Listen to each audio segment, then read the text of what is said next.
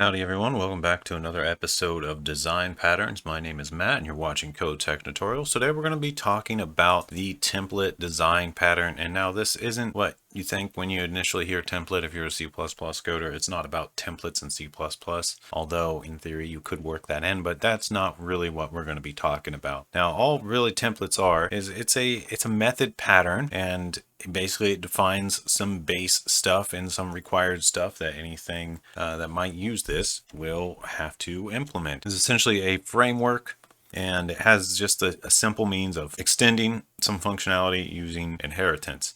Now today we're going to use a bit of an artificial intelligence theory here to build up something that might be theoretically from a game, and we're just going to do this all in C++.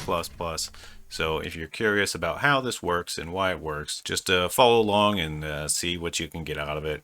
But it's something you see very commonly in code, especially game code, but really it could be anywhere. It's just very easy to expand once you get going and get a base template going. So when I'm saying template, I basically mean an interface class that has some default behavior and has some things you must override, and it's basically a template for something. We're going to do a template AI so that many different let's say units of a game can use this base AI and then change it as they need to. It's really good for an algorithm, some kind of algorithm. Like when you think of a unit in a game, it's going to have some base algorithm for what it does, where it wanders, where it goes, but different ones will do it in different ways and stuff like that. But really it could be used for just about anything that might have some straightforward base operations, but vary depending on what you're implementing. Okay, so enough blabbered, let's get to implementing. So first of all, you want some kind of interface abstract class, and this just has all the base operations. So let's just go and I'm going to be doing this all just in a main. I'll put all the definitions up the top, and we'll do our client code of testing and client code down here. So let's just get everything worked up and talk about it here first. Do we need to? Yeah, we'll probably just use the console here. So let's get IOStream prepared. But our first class is going to be the one you think of. We'll just kind of call this I base AI. I don't know. I for interface. Maybe abstract AI. It doesn't really matter. You call it whatever makes sense for your program. But we're just going to call this the abstract AI at this point here. And we're going to publicly define something like base operation, void base operation, and sure, we'll make it const because it's just going to run some stuff, not going to really change much. And this is where you're going to basically run all your code, like publicly run all your code. It's going to run through all your templates, so something along those lines. And you see it has a section. We're actually going to define this. Doesn't need to be overridden, although you can if you want. So let's keep going here. No, we're not going to override that one. We're going to leave it non-virtual. And then we're going to have some operations that you have to go through. So let's just theorize some for some kind of game. We'll say we're talking about units. Maybe you got enemy units, maybe you got friendly units, and they all kind of have some AI. I'm going to try to keep this simplified, though. I don't want to go too far. You're going to have to use your imagination for how much further you could go. So let's just go with maybe a scan operation. It always does some sort of scan, right? And we could have a base scan. It's essentially gonna do nothing. The base isn't really gonna do anything here, so we'll have to override that. All right, so or not override it rather, but well, you'll see. We'll get to it later.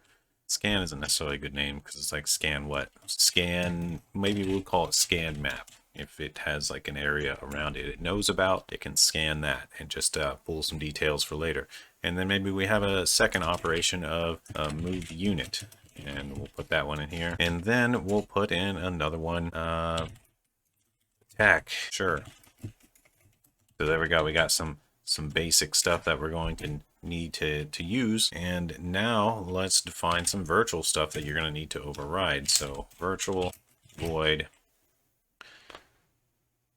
Just think about this. This is stuff that we definitely have to implement. Maybe we have to implement the scanner, for example. I don't know, just hypothesizing some stuff here. I should probably make this a little more generic. I guess if this doesn't go as well as I think it will, maybe I'll redo it. But okay, we've got a scanner. And what else? We have something else. We got a mover, maybe. Yeah, sure. or maybe we'll call this assist or something. I don't know, mover's fine, I think, for now. And now we want some stuff that has some base things, but not necessarily these don't necessarily need to be overridden, we'll say. So definitely have to override your scanner. You definitely have to override your mover, for example. But you don't necessarily need to override these ones. And we'll call this, I got to give them some kind of name. For now, I'm just going to call them hook 1, and maybe we'll rename them later. And this one just has a base of doing nothing. So virtual void, and we'll do a hook 2. So by default, these do nothing, but you can override them. It's just not required. You're only required to move these. So, you know, also let's override the attack because you got to implement the attack, right? Definitely. Instead of hook, I'm going to call these special. Special 1. I like special. It sounds better because, you know, the units are going to have special abilities and stuff like that. Maybe 2 different abilities is good for that. All right, so actually let's scroll back up here and go to this base operation. This is basically what's going to get called from our classes that implement this abstract AI. So we need to have a bit of an order here. So maybe we could say the first thing we do is we scan, move, and then attack. So we just basically go scan, map, move, unit, and then attack. And we could have some other little things in there, like our required overridden things here. I guess scanner's kind of a bad name here. Maybe, you know, just since it sort of overrides this. But I guess what we could do is just go into scan map and put the scanner here. And in here, put the mover. But you could also just have an order here and not nest them. You don't have to do this nesting thing. I'm just kind of hypothesizing a bit here. So this would call scanner, this would call mover, and this would call maybe well, we got attack in here multiple times. Maybe we'll call this S attack for a special attack or something like that. Well, I'll spell it out, special attack. So it'll just call special attack. Now notice that you have to override it. So you'll see, you know, there's some different ways you can do this. Most of the examples I looked at actually didn't have these nested. But I just kind of like this idea of doing the nesting a bit and separating it out. But this is kind of the point is you have your base operation. Okay, got that. And it does its base things. And it definitely calls the overridden stuff. And you have some stuff that doesn't necessarily need to be overridden. It'll just be defaults that don't do anything. But you can decide that on your own. Like, you know, maybe let's... Yeah, this is fine for now. We'll go off of this. It's a little janky. Doesn't necessarily do exactly what we do, what we think. Well, let's put special 1 up here too, and special 2. All right. So by default, clearly these do nothing. But the thing is, that's a little tricky. Is these specials could, in theory, happen during a scan. Maybe your unit has a special scan operation. So maybe let's actually delete these so that when we override scanner, we could put specials in there and stuff like that. But I guess you could do that anyway with the one you override. All right, so I might be overcomplicating this, and it's easy to do because we're just hypothesizing. We don't have an actual game or anything like that. We're just kind of spitballing some ideas, and that's why it's going to seem a little awkward and abstract, and it's, I guess, the point. But if you have a real game and you know what it's supposed to do, you've got your design in mind or written down, this should be a lot more obvious as to how you want to abstract it. But basically you want to have all the most base stuff that everything's going to do in these parts, and then you want to have all the special stuff that whatever you're implementing could do override these. So there's always this base order, follows this base template, if you will, and then when you implement your real ones, you're gonna get some stuff like that. So let's just, for example, say, what about yeah, we're definitely gonna just hypothesize some here. All right, so what if we have a base unit and we say it's we'll just say ranged ally. All right, so this is on your side and it's an ally and it's got some range. So we could say something like that. And of course, it's going to implement our I abstract AI like so. And now we definitely need to override these. So Visual Studio should be able to assist us in this way. Let's see if it does. Protected. Let's right click here, go to quick actions, implement pure virtuals, and it pops them in there. Excellent. All right. So that's those ones. So you definitely have to override these since they got the equal 0. So what does it do for the scanner? Now we don't have a map to work off of. In theory, your game, you have a map, and your scanner might do some things with a map. But we're just going to put a C out here for now. So we're gonna say just ranged ally scans map, and we'll just put that. That's all we're gonna do for there right now. I don't think we necessarily need this virtual word, but we'll leave it there. That seems to be what Visual Studio does by default. It's I believe it's optional in these though. And we could do this too. We could go ranged ally.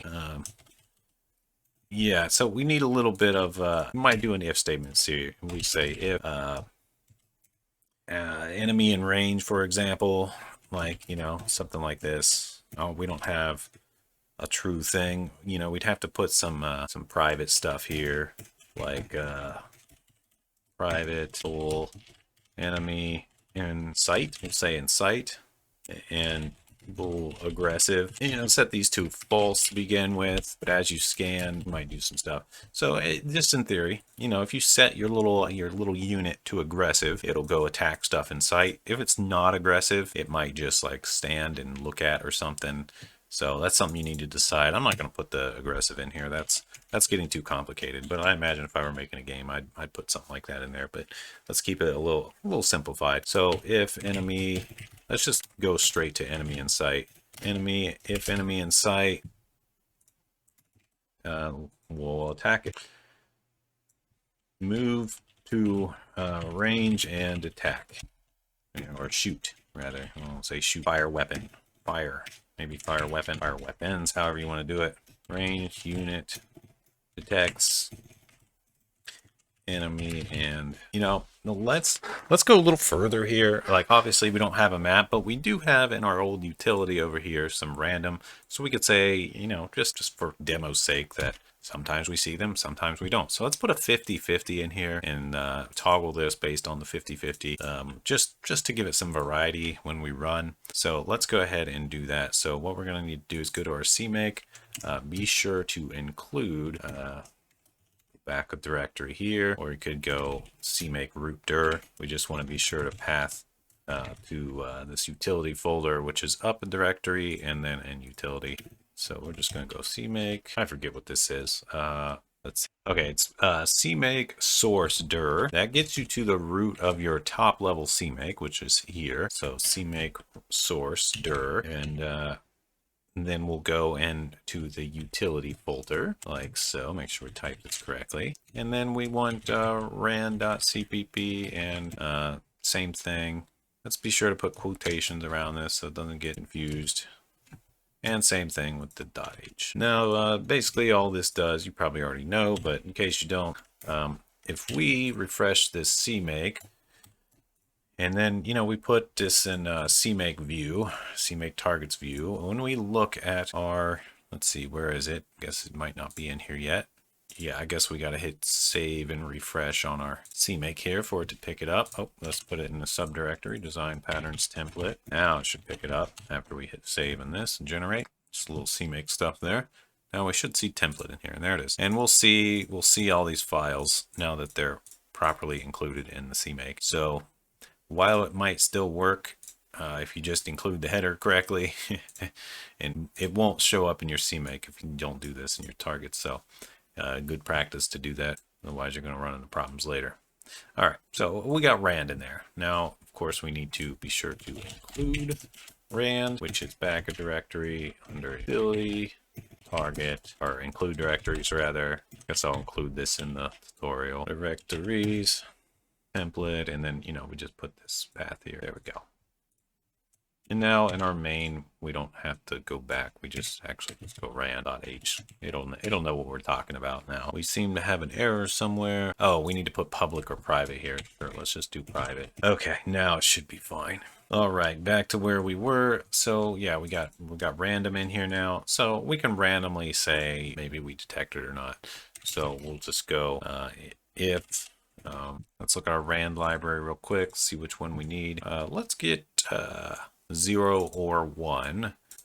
this function, XOR, random integer, 0 or 1. That's a true or false.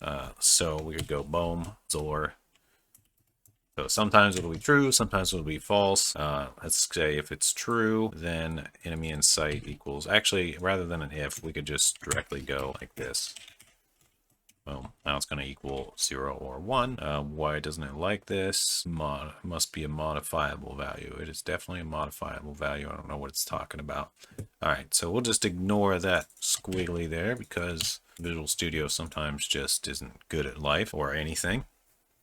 But yeah, that should be fine. Maybe it wants it casted to a bool. I don't know what the problem is. Nobody does. All right, so there we go. We got a scanner. It's going to randomly decide if it's in range. So, you know, we could say, we'll put a little if statement in here real quick and just say enemy in sight. And we'll just put another C out just for verbal clarification. Finds enemy, and here we go. That looks pretty good. Still don't know why this is confused. Expression must be a modifiable value. We'll say if you have the enemy in sight, moves to range. Ranged ally moves to range. And, you know, maybe we could even put like something like a, you know, we'll just say the scanner operation. Let's just make this very clear in our console. Scanner. We'll just put, you know, a little dash in space like that. Dash in space like that.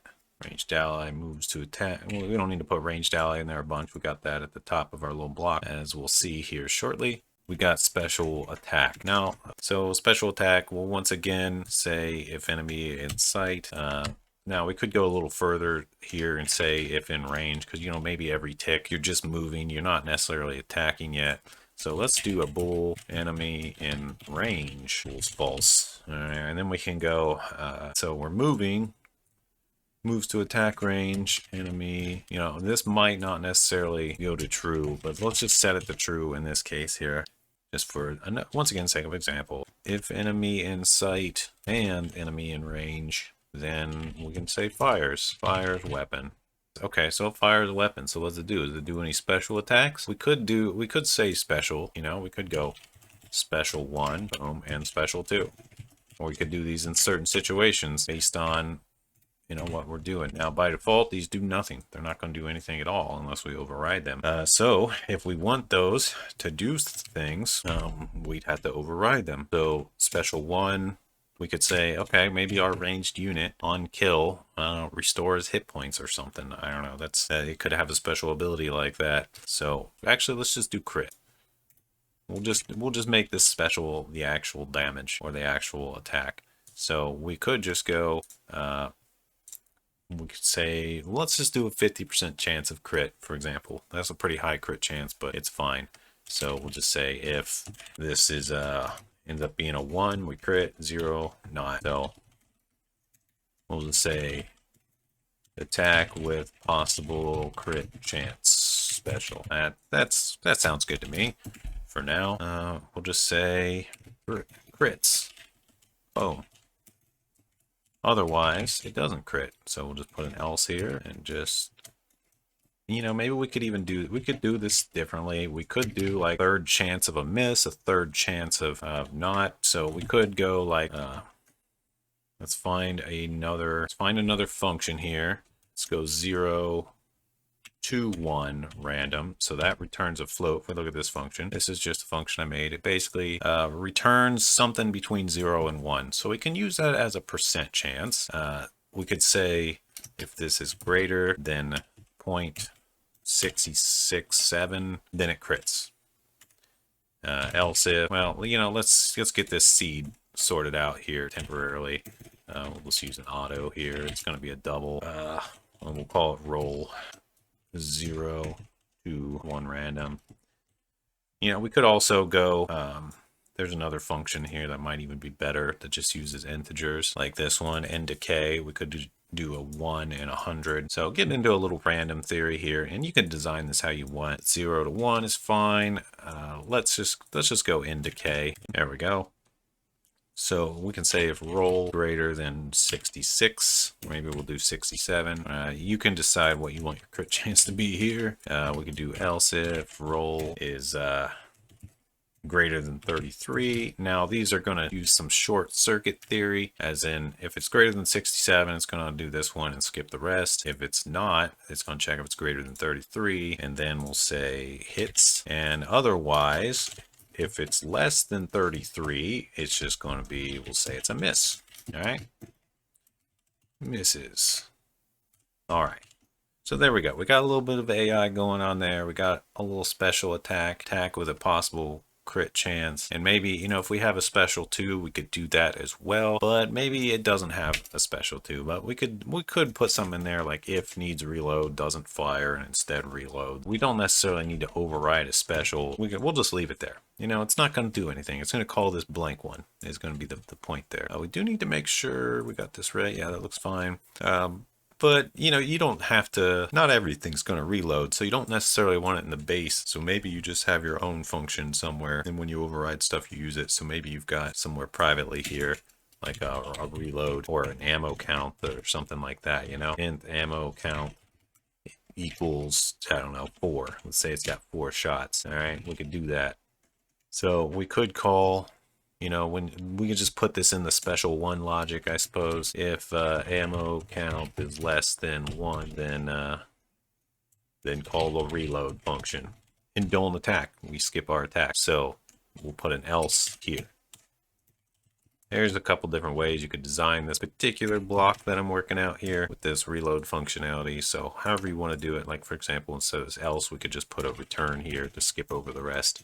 But you can decide how you want to do that. But let's make a reload function, and you can see that, yeah, it's going to miss its account. It's going to miss it's not even going to shoot if it reloads. So instead we'll just make a private reload function so nothing can call it except it tries to attack and needs a reload. That's kind of janky because you should reload when you're not in combat too, but we're going to forget about that for now. Let's just make our reload function, and just all it's going to do is set our ammo count back to 4 when we call it. Now since it's private, it has to be called from one of these specials or something, which should be fine. So there we go. Now what we want to do is just give this a run.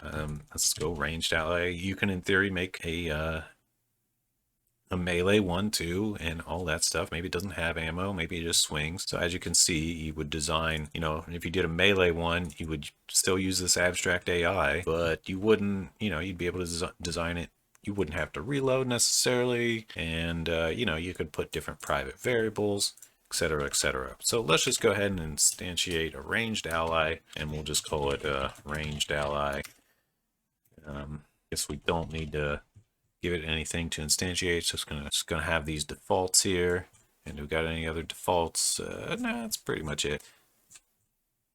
But we can say a little more. Maybe we'll put some stuff here. Just some part 1 and attack. All right, let's try to compile this and see what it does. Set this as template. Let's hit our little play button and just see what we get. Okay, we do have a bit of a problem here. Let's see what kind of errors we're getting. Must have a modifiable L value. Oh, it's because these are const. See, we've got some const functions in here that are making it a little awkward for us because now we're holding variables, and maybe these should be a little different. Okay, so we could remove the const. Could remove all these const. Or we're just going to get rid of all the const as a quick hack, because that's how we're designing our particular one. Looks like we got to get rid of const on these as well because they're calling non-const functions. That's just a C++ thing. If you have a const function, it has to call other const functions in their bodies. So yeah, that's just something I was overlooking when I was talking earlier. But our compiler really settled it for us, and there we go. Looks like nothing really happened there, and that's because we didn't do anything. We need to call this base operation for it to start its thing. So we'll go here. We'll go ranged ally dot base operation, and that'll, we call that every tick of its update. Basically, we'd want to call this. All right, so there we go. We could step through it. We see it scans the map. Ranged ally scanner says finds enemy in sight. We go to move unit, moves to attack range, goes to attack, fires weapon, hits in this case. So if we run it a few times, we'll see that sometimes it'll miss probably. There's another hit. Finds enemy, hits. Okay, so sometimes we'll get Nothing. Okay, well, it didn't say anything because we don't have a else here, but basically if it doesn't find an enemy, it should say something like no enemy in sight. And I guess, you know, the way that these hop in there, they kind of mess up the idea I had or how it would look in the console because they're popping in the middle. Yeah, there we go. Let's hit play again. No enemy in sight. Ranged ally scanner, no enemy. Doesn't do anything else, as you can see. There, it finds an enemy, moves, fires, misses. So you can see we get some cool stuff going on there. Now, as a little practice session for you, is see if you can do this same thing, but put in the melee guy, and then put in enemies, and go from there. But you can see this is the template method where you have this just base stuff, and then you override all the specials as you go. And that's pretty much the template pattern, the generic template pattern, not the C++ template. That's a whole different thing. But that's generally how you template some stuff, is you just have that all the base things, and then as you make specials, you override what you need to and go from there. And it can be really good for things like AI. All right, hope you've enjoyed the episode and learned something. And yeah, I guess I'll see you in the next one. Peace out, guys.